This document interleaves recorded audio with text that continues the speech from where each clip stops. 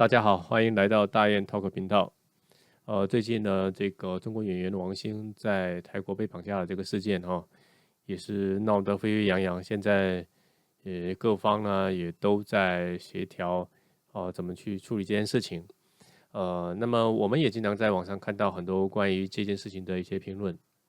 其中有一个很常见的一种思维模式，或者说一种观点，就是觉得说，这些人被绑架是纯粹活该。为什么呢？因为他们可能贪恋那个高薪的一些招聘，或者是贪恋一些不该有的东西，就是都是因为自己的贪心才会上当受骗。呃，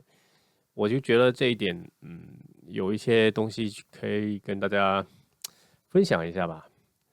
就是我们经常在网上看到类似的这样的一些观点，就是我们讲叫做受害者有罪论，什么意思呢？就是说我们总是觉得这些人会受害受骗都归咎于他自己然后把所有的责任都推给他，好像说就是你只要不贪心你就不可能会受骗之类的这样的言论，其实很受欢迎嘛，对吧？你应该也经常听到。那我们再说一说这个到底是不是真的是这样子因为现在的这个电信诈骗其实跟以前已经很不一样了，这些经过了很多年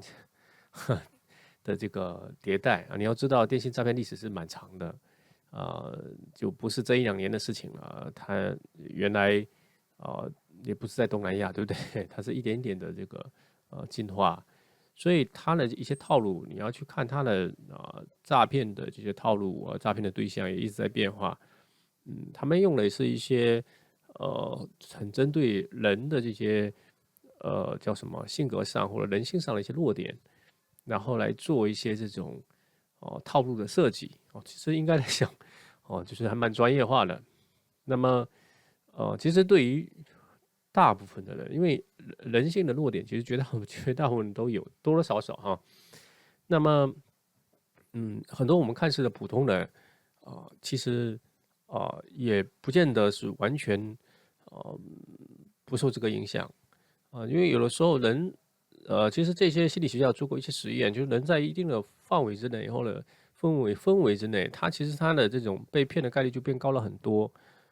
就是这些骗子他会设计一些套路另外一个也会观察这些受害者的这种状况，比如说他的感情状况金钱状况工作状况就是他会去看你的这个呃是否出现在一个比较心态比较薄弱的时候然后趁机来对你进行一些嘘寒问暖之类的或者是在你工资很低的时候给你一个或者是没工作的时候吧，给你一个看上去很好的一个工作。那在这种环境底下，在这种空间底下，其实很多在中间摇摆的人，其实你要知道，人的素质或者是这种自控能力绝大部分是属于中间状态，它并没有很高，但也不会很差。那但是呢，当他处在一个心情很差或者是很需要帮助的情况下，这个时候有人给他提供帮助，那他的这种相信的程度就会高很多，受骗的这个容易度就会高很多。所以其实很多的人，我应该说70%-80%的人，可能面对这种诈骗的时候，其实他还是会有心动的可能性，但是最终是否会受骗那也不一定。但是就说不要那么高估人性，也不要太高估自己。很多时候有时候就是那个时候就跟筋不搭对就被骗了。然后我们再讲回来，就算是这些人因为有一些贪欲，有一些这些受骗，呃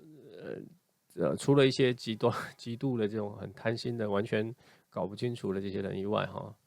其实我们不能说他们没有错，而是说我们应该把更大的这个焦点投放在这些施害者的这些伤害别人这些人的身上，因为他们才是这个悲剧或者是这件事情的一个始作俑者。我不应该把矛头对向这些受骗的人，就是你可以给他一些建议，或者是你可以简单说一下，但是不要把重点放在这里，因为这种电诈事件啊，甚至是绑架事件，有的时候啊，对吧？一把枪对着你啊，一把那个什么，有的时候你个人的这种力量其实还蛮难对抗的啊，不是他们不勇敢，也不是说怎么样，而且人很多时候在危险的时候，他的脑袋是会宕机的，所以怎么讲呢？就是说呃，不能怎么把这些责任都推给受害者，而是应该更多的把事情针对这些这种坏的人的身上啊，就像最近那个香港那个解救队的那个领队嘛，他有说过这个，他说其实这个其实它本质上不是什么电信诈骗，它其实已经是属于人口贩卖的这种层级的，是罪恶性是比较大的，所以是值得大家一起来，就是来想办法来对付的一件事情啊。所以对我的意思就是，大概就是说，不要太多了这种就是受害者有罪论这种模式来思考问题啊。好，今天就先聊到这里，再见。